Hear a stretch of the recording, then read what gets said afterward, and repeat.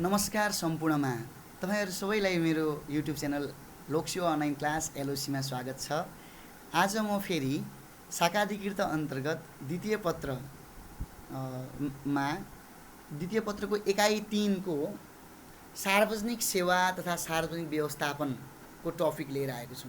एकाइ 3 मा चाहिँ आज म एकाइ 3 को 3.1 मा रहेको सार्वजनिक सेवाको अवधारणा, कार्य, विशेषता र भूमिका बारे छलफल गर्नेछु। यो भन्दा पहिले हामीले एकाइ 1 र एकाइ 2 का सम्पूर्ण टपिकहरु बारे छलफल गर्यौं। त्यो टपिकहरुको सम्पूर्ण टपिकहरुको भिडियो युट्युबमा छ, हेर्नु होला। तपाईहरुको साथ र सहयोग नै हो जसले गर्दा मैले चाहिँ प्रत्येक दिन अधिकृतको सेकेन्ड पेपरको भिडियो बनाउने हौसला पाउँछु। म चाहिँ सेकेन्ड पेपरको जम्मै भिडियो बनाएर, थर्ड पेपरको बनाएर, फोर्थ पेपरको बनाएर चाहिँ तपाईहरुलाई चाहिँ पस्किने मैले जमर्को गरिरहेको छु। यसमा चाहिँ तपाईहरुको साथ र सहयोग भयो भने चाहिँ मलाई बढी भन्दा बढी हौसला मिल्नेछ।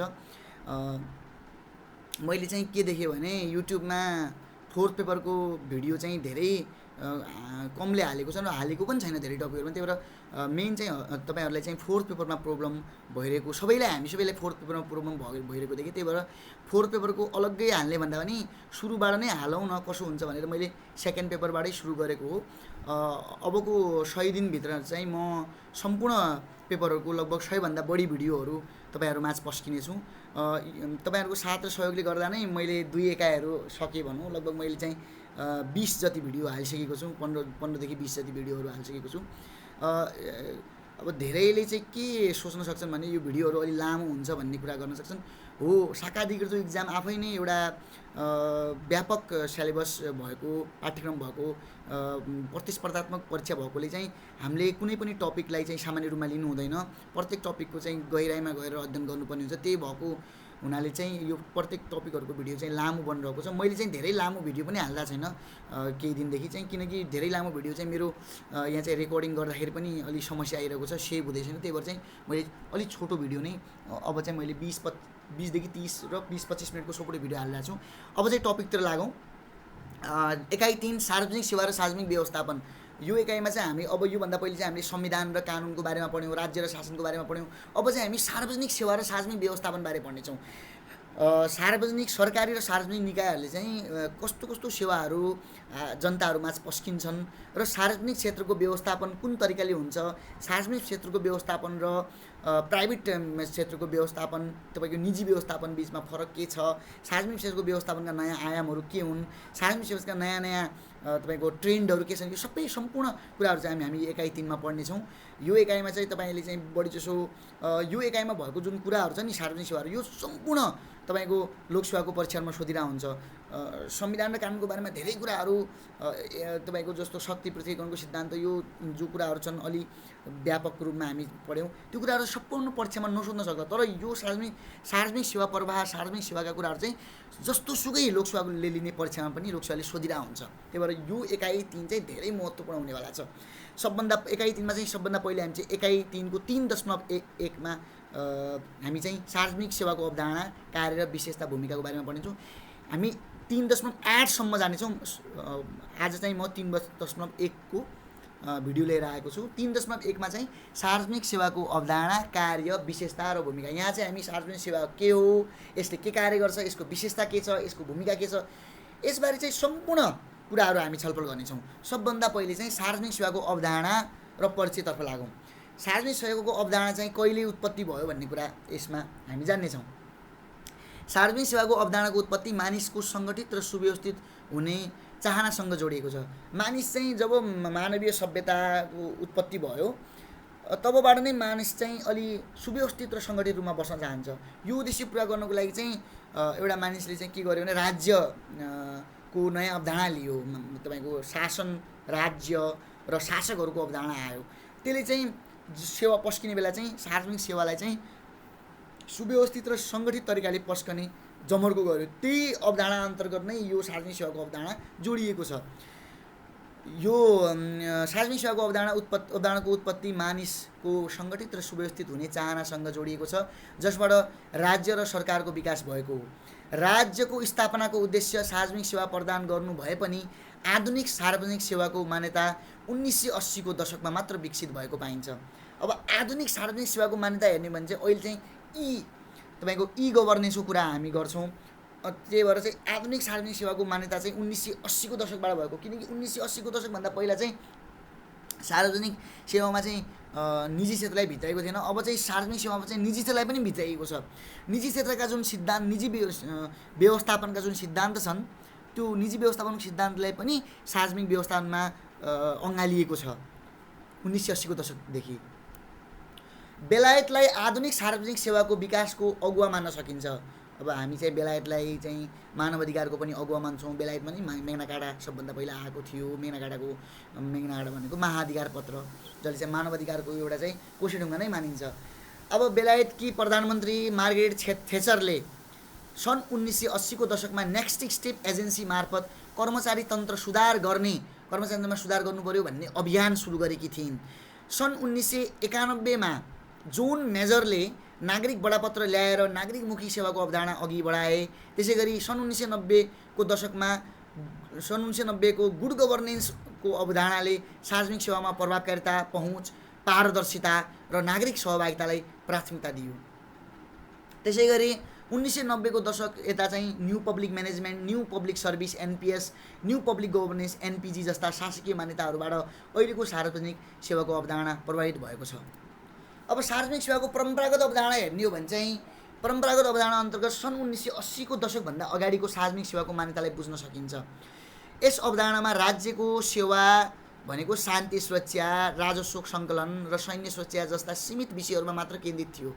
परम्परागत सार्वजनिक सेवाको विशेषताहरूमा शासकद्वारा निर्देशित हुन्थ्यो। यो डिमान्ड बेस नभएर सप्लाई बेस हुन्थ्यो। अर्थात् नागरिकहरू वा सेवाग्राहीहरूले जे माग गर्छन् त्यो पुरा नगरेर सप्लाईमा आधारित हुन्छ। उसले जे पुरा गर्छ त्यो नागरिकहरूले अपनाउनु पर्थ्यो। डिमान्ड बेस नभएर सप्लाई बेस हुन्थ्यो।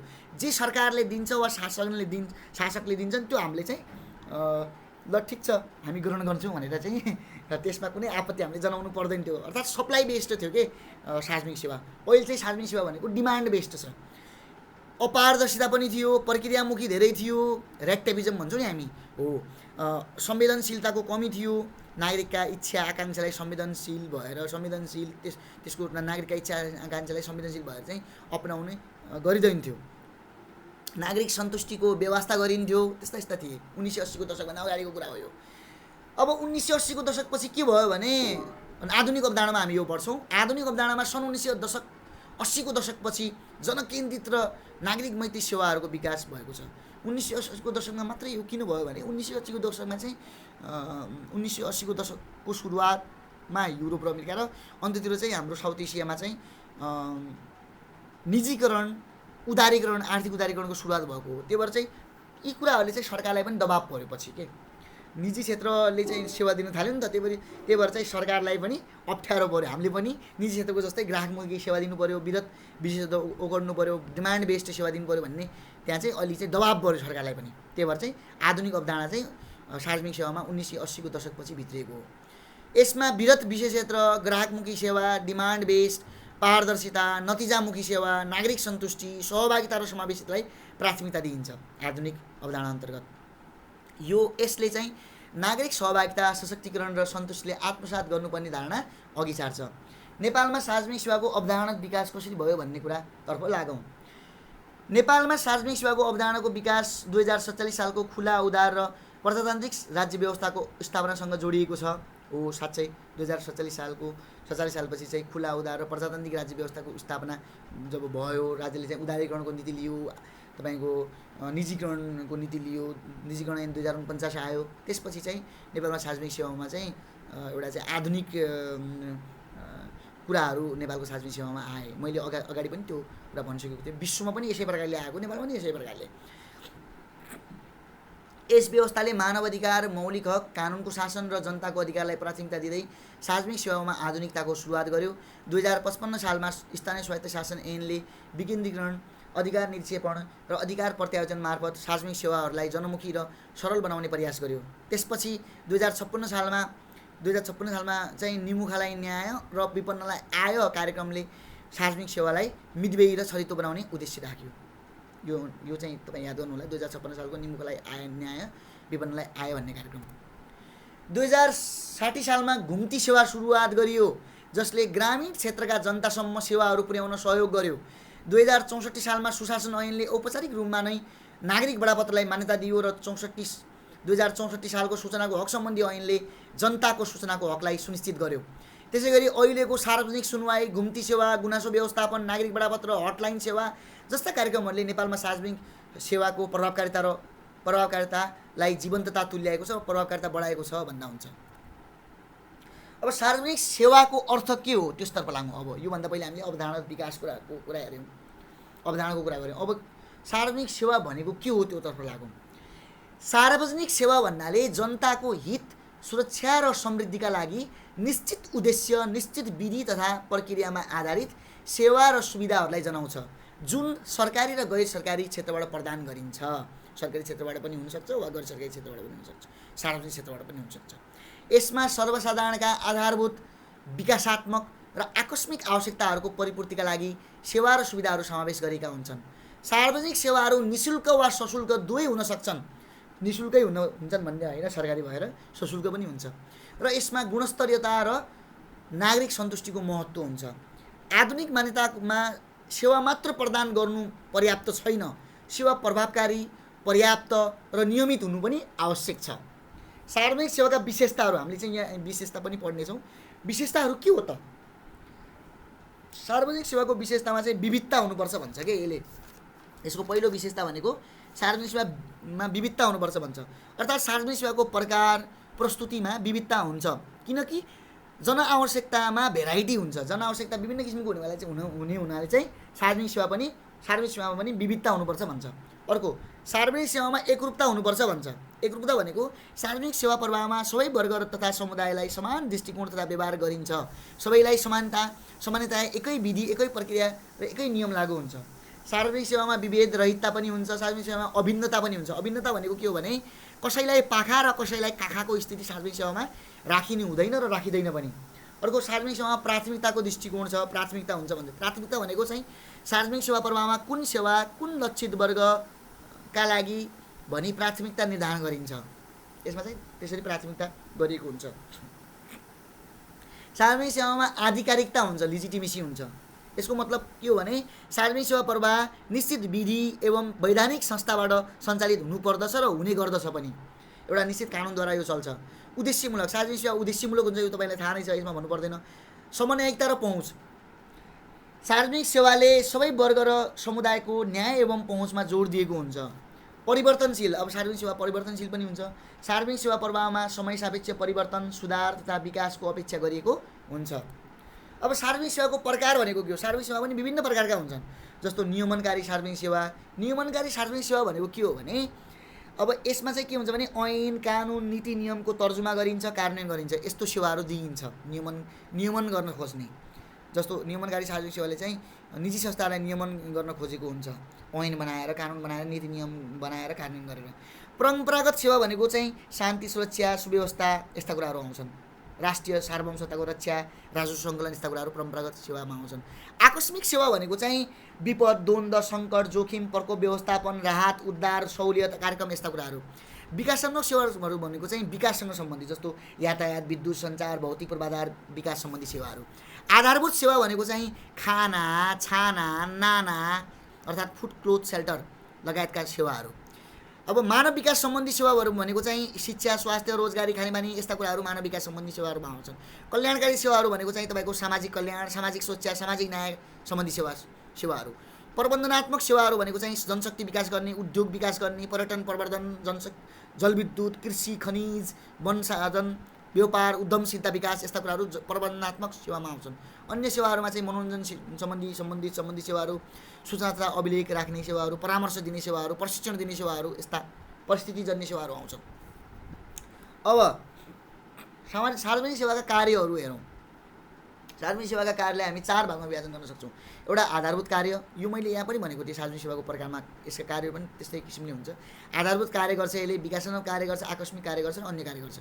आधारभूत कार्यमा के गर्छ भने जनताको आधारभूत आवश्यकताहरू पुरा गर्ने, जस्तै खाना, छाना, नाना, शान्ति, सुरक्षा, सामाजिक न्याय र संरक्षण प्रदान गर्ने। विकासात्मक कार्यमा जनताको विकाससँग सम्बन्धित आवश्यकताहरू पुरा गर्ने, जस्तै शिक्षा, स्वास्थ्य, रोजगारी, भौतिक पूर्वाधार, सडक, विद्युत, सञ्चार, त्यसै गरी क्षमता विकास, कृषि, पर्यटन, जलविद्युत जस्ता तुलनात्मक लाभका क्षेत्रमा सेवा उपलब्ध गराउने गर्छ।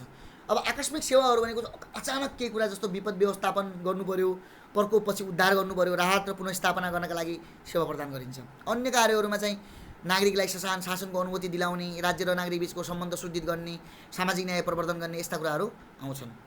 विभेदको अन्त्य गर्दै समतामूलक समाज निर्माणमा सघाउने, समृद्ध समाज र नागरिक सन्तुष्टिका लागि कार्य गर्ने। अब सार्वजनिक सेवाको भूमिका के हो भन्ने कुरा आउँछ।